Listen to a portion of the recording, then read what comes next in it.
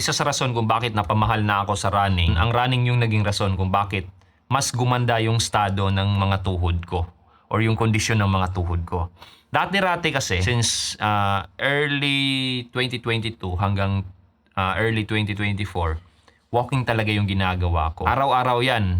Umabot pa nga sa punto na 16K steps or 16,000 steps yung ginagawa ko every day. Pero kahit na ganun na yung ginagawa ko, tapos nagkakaroon pa ako ng ilang bodyweight exercises, pull-ups, push-ups, dips, saka squats. Basics na squats lang, yun nga, bodyweight exercises lang. Medyo nahihirapan pa rin talaga ako. Yung ginagawa natin, yung mga bata pa tayo, yung deep squats, para kang nagpupupo, mahirap na para sa akin yung ganun. Tapos kung ginagawa ko yun, or kung nakaupo ako ng medyo matagal, pagtayo ko, yung tuhod ko yung sumasakit. Although hindi naman nagtatagal, pero mahirap talaga para sa akin yung ganong sitwasyon. So nagpapasalamat ako dahil sa running, somehow nakatulong yon.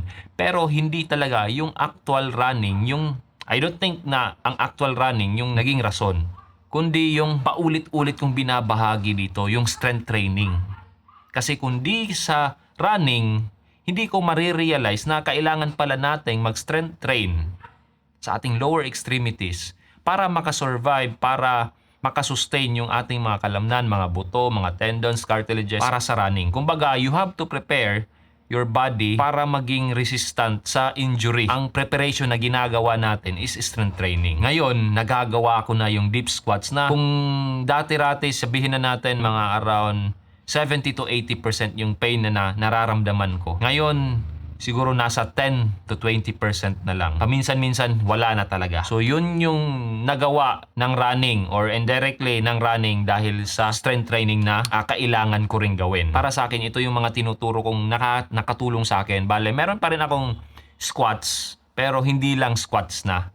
Bale, meron ng deadlift, meron ng lunges, meron ng calf raises, tibialis raises, tapos airplanes. Bale, kung gusto nyong malaman to, tingnan nyo yung channel or i-review nyo yung mga videos ko dati. Meron, binahagi ko na to. Or tingnan nyo yung video or YouTube channel ni Knees Over Toes Guy. Yung kay Ben Patrick yung pangalan niya. Yung channel niya, Knees Over Toes Guys. Ito lang yung mga sinunod ko. Yung backwards walking, step ups. Marami.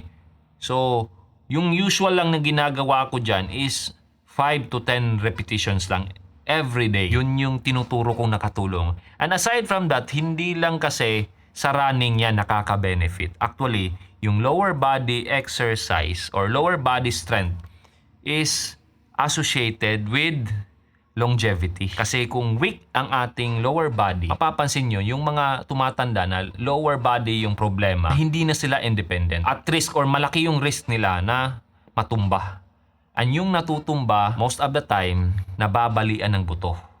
Ang yung mga taong nababalian ng buto, base sa mga studies, talagang madali or mas maagang namamatay. So yun yung isa sa mga nakikita nating benefit din pagdating sa lower body exercises. So huwag niyong pabayaan yung lower body extremities nyo. Hindi lang dahil tumatakbo kayo, kundi isipin nyo rin yung benefit niya in the long run.